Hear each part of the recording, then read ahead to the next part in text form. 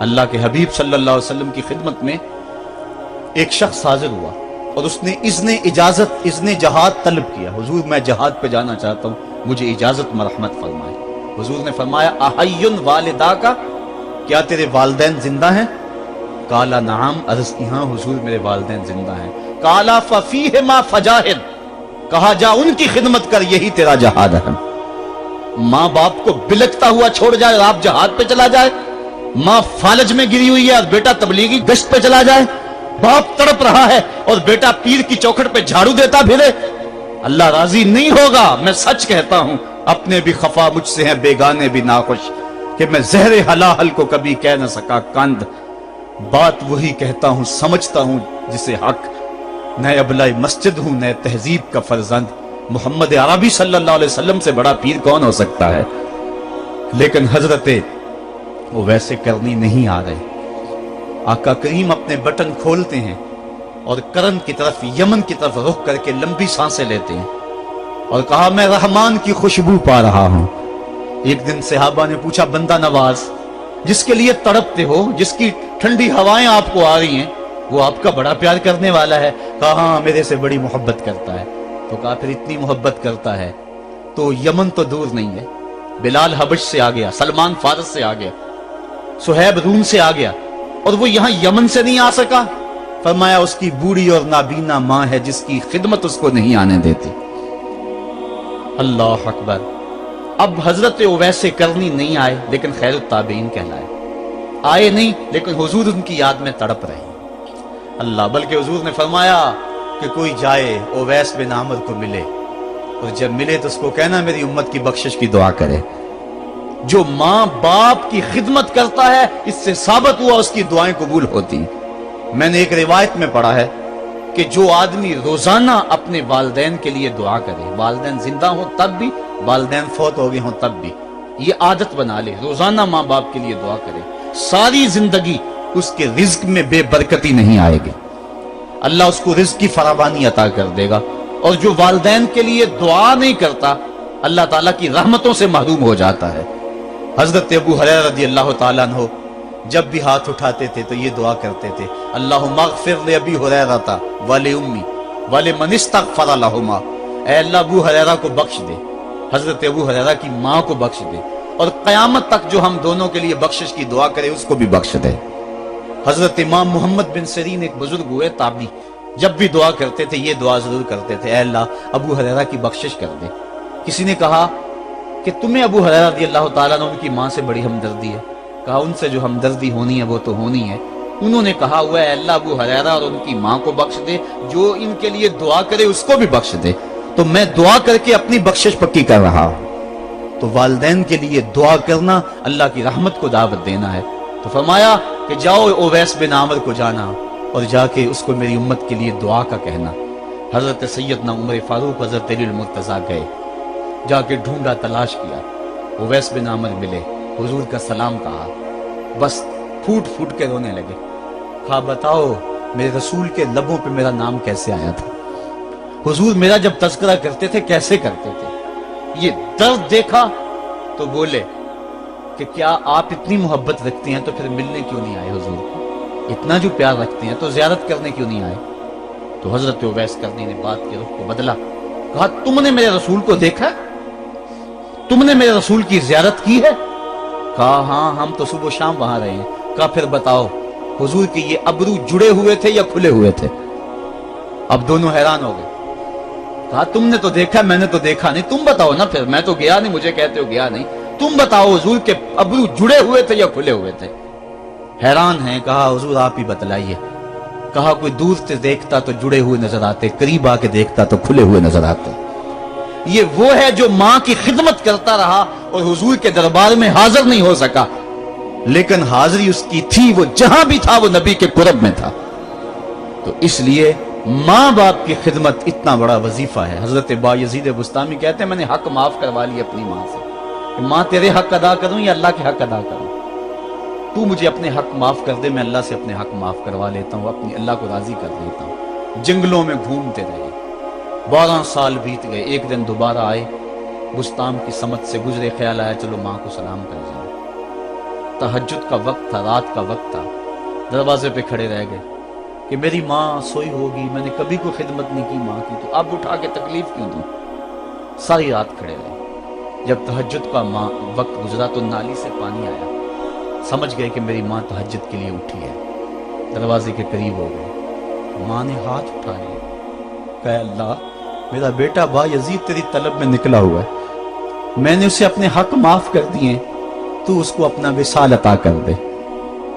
हजरत बा यजीद दरवाजा खटखटाने लगे और माँ के कदमों में लिपट गए और रो के कहने लगे, जिस रब को मैं जंगलों में तलाश करता हूं वो तो रब मेरी माँ के पास है। तो माँ की दुआओं में अल्लाह की रिजा है, माँ राजी हो जाए तो समझ लो खुदा राजी है। अल्लाह ताला जल्ला शानहू ने इरशाद फरमाया, वक़दा रब्बुका अल्ला ताबुदू इल्ला इय्याहु, तेरे रब ने यह तय कर दिया है कि उसके अलावा किसी की पूजा नहीं करोगे। व बिल वालिदैन एहसाना, और वालिदैन के साथ उसने सलूक से पेश आओगे। इम्मा यबलुगन्ना इंदकल किबरा अहदुहुमा औ किलाहुमा फला तकुल लहुमा उफ़्फ़िन वला तनहरहुमा, अगर तेरे पास दो या दोनों में से एक बढ़ापे को पहुंच जाएं तो फिर उनके सामने तूने उफ भी नहीं कहनी और ना उनको झिड़कना है और उनसे नरम लहजे में बात करनी है। जब माँ बाप जवान हो, बच्चों की जरूरियात पूरी कर रहे हैं, उनके तालीमी अखराजात और उनके मुआशी सारे मामलात दुरुस्त कर रहे हो, तो उस वक्त तो वालिदैन की बच्चे ताजीम करते ही हैं। इम्तिहान उस वक्त शुरू होता है जब माँ बाप बूढ़े हो जाते हैं और चलने फिरने की सख्त भी नहीं रहती, सिर्फ सांस की एक डोरी लटकी रहती है। और जिस तरह बच्चा अपने बदन से मक्खी भी नहीं उड़ा सकता था, अब ये हालत माँ बाप पर आ गई और बच्चे की तरह मिजाज चिड़चिड़ा हो गया। जमाने के हालात बदल गए, लेकिन माँ की पुरानी, बाप की वो पुरानी रवश है, वो उसी अंदाज में उसी डगर में बात करता है। ये आजमाइश के दिन है, ये इम्तिहान के दिन है। अब देखना है वालिदैन की इस वक्त ताज़ीम कौन करता है। फरमाया इम्मा यबलुगन्ना इंदकल किबरा, अगर तेरे पास वो बढ़ापे को पहुंच जाएं, दोनों पहुंच जाएं, या तेरी खुशकिस्मती कि दोनों में से एक पहुंच जाएं या दोनों पहुंच जाएं, तो फिर उनकी तूने ताज़ीम करनी है। क्या, कैसे ताज़ीम करनी है? फला तकुल लहुमा उफ़्फ़िन, तूने उनको उफ भी नहीं कहना। हजरत इमाम फखरुद्दीन राजी के हवाले से मैं आज ही सुबह या गुज़श्ता शब उफ की तशरीहात देख रहा था। उन्होंने 12-13 अक़वाल बयान किए हैं, लेकिन 2 कौल फरमाते हैं। उफ ये है कि इंसान के बदन के ऊपर जो शफाफ रहता हो, साफ रहता हो, मट्टी पड़ जाए, रेत का ज़र्रा पड़ जाए तो उसको फूंक मार के उसको हटाता है, तो वो फूंक से जो आवाज पैदा होती है उसको अरबी में उफ कहते हैं। तो फिर उफ हर उस चीज के लिए मनकूल हो गया जो नापसंदीदा है। एक तो कौल ये है कि वालिदैन के सामने इस एहतियात से रहो। दूसरी बात, आप फरमाते हैं उफ का मफहूम ये है कि जब माँ बाप बूढ़े हो जाएं तो बोलो बरास चारपाई पे निकल जाता है और इंसान उनको उठा के उनकी खिदमत करता है, सफाई करता है, कपड़े बदलता है। इंसान की तबीयत में जो फितरी नफासत है उसके तहत उसको माँ बाप से जो मकरूह और नापसंदीदा बू आती है उससे वो बचना चाहता है। वो नफरत माँ बाप से नहीं होती, वो नफरत उस बदबू से होती है जो माँ बाप के बदन से या चारपाई से या कपड़ों से उठ रही है। तो बंदा अपने जो है वो नाक पे कपड़ा रख लेता है उस बदबू से बचने के लिए। तो उफ के मफहूम को बयान करते हुए हजरत इमाम राजी कहते हैं कि इंसान को इस बात से भी रोका गया है कि तू अपने नाक पे कपड़ा रख के अगर उनको सफाई कर रहा होगा तो माँ बाप के नाजुक दिल पे कहीं ये बोझ ना आ जाए कि मेरा बेटा मुझसे नफरत कर रहा है। इसलिए वालिदैन की ताजीम का आलम यह है कि तू खुले नाक से उनकी खिदमत करे और वो बदबू सहता रहे और अपने नाक के ऊपर कपड़ा भी न रखे कि तेरे माँ और तेरे बाप के दिल के अंदर इतना खलाल और मलाल भी पैदा ना हो। यह है उफ का जुमरा। हजरत इमाम हसन रदी अल्लाह तआला अन्हु ने सारी जिंदगी अपनी वालिदा हजरत फातिमा तो ज़हरा के साथ बैठ के खाना नहीं खाया था। एक दिन हजरत सैयदा फातिमा ने फरमाया कि बेटा मेरा जी चाहता है कि मेरे साथ तुम बैठ के खाना खाओ, लेकिन तुमने कभी भी मेरे साथ बैठ के खाना नहीं खाया, क्या वजह है इसकी? हजरत इमाम हसन फरमाने लगे, अर्ज करने लगे, अम्मी मैं इस डर से आपके पास बैठ के खाना नहीं खाता कि कहीं किसी लुकमे की तरफ आपकी नजर बढ़ जाए और मैं अदमे आगही की वजह से अपने हाथ को उस लुकमे के पे डाल लूं। और ना जान सकूं कि इस लुकमे को उठाने का इरादा मेरी मां के दिल में पैदा हो चुका है और मैं अल्लाह की रहमतों से महरूम हो जाऊं, इस डर से मैं आपके साथ बैठ के खाना नहीं खाया करता। यानी मां बाप की ताजीम का आलम यह है, उफ तक ना कहो। हजरत सईद इब्न मुसय्यब रज़ी अल्लाह ताला अन्हु जलीलुल कदर ताबी हैं, वो फरमाते हैं कि वालिदैन के सामने बेटे की हालत क्या होनी चाहिए। तो फरमाते हैं जिस तरह भागा हुआ गुलाम पकड़ा जाए और उसको पकड़ के जो है वो आका के सामने पेश कर दिया जाए, तो उस भागे हुए गुलाम को पकड़ के जब आका के सामने पेश कर दिया जाए तो जो हालत उस गुलाम की होती है, बेटे की हालत ये मां बाप के सामने होनी चाहिए।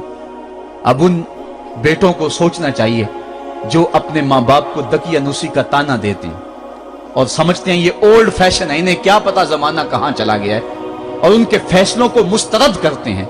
उलमा ने इस बात को तफसील के साथ बयान किया है कि शरीयत के जो कतई ज़ाब्ते हैं, उन ज़ाब्तों और उन कवानीन को और उन मामलात में तो वालिदैन की फर्माबरदारी नहीं होगी, अल्लाह की अगर मासियत होती हो, लेकिन जो मामले शक वाले हैं वहां माँ बाप के कौल को तरजीह दी जाए। तो फरमाया उनके सामने उफ भी नहीं कहनी, वकुल लहुमा कौलन करीमा, और उनसे नरम लहजे में बात करनी है। वख्फिद लहुमा जनाह ज़ुल्ल मिनर रहमा, और उनसे बात और उनके लिए अपने बाजू बिछा लेने हैं नरम दिली की वजह से, नरमी की वजह से। जब जानवर जमीन की तरफ रुख करता है, ऊपर से नीचे की तरफ आता है तो अपने परों को सकेड़ लेता है, तो उसके लिए ये लफ्ज बोले जाते हैं वख्फिज लहुमा जनाह।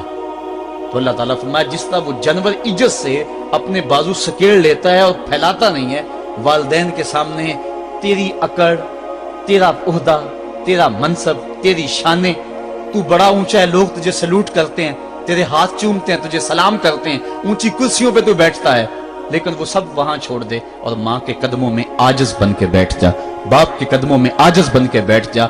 वहां अपनी उस किसी चीज का लिहाज रख, परिंदा ऊपर कोड़े तो पर खोले, लेकिन जब नीचे आए तो परों को समेट ले। तेरा ओहदा, तेरा मनसब बाहर रहे, जब माँ बाप के पास आए उस वक्त तू मुअद्दब गुलाम की सूरत में अपने वालिदैन के सामने खड़ा। वकुल रब्बिरहमहुमा कमा रब्बयानी सगीरा, और अगला हक ये बयान फरमाया कि अल्लाह की बारगाह में अर्ज़ कराए, अल्लाह मेरी माँ पर भी और मेरे बाप पर भी रहम फरमा।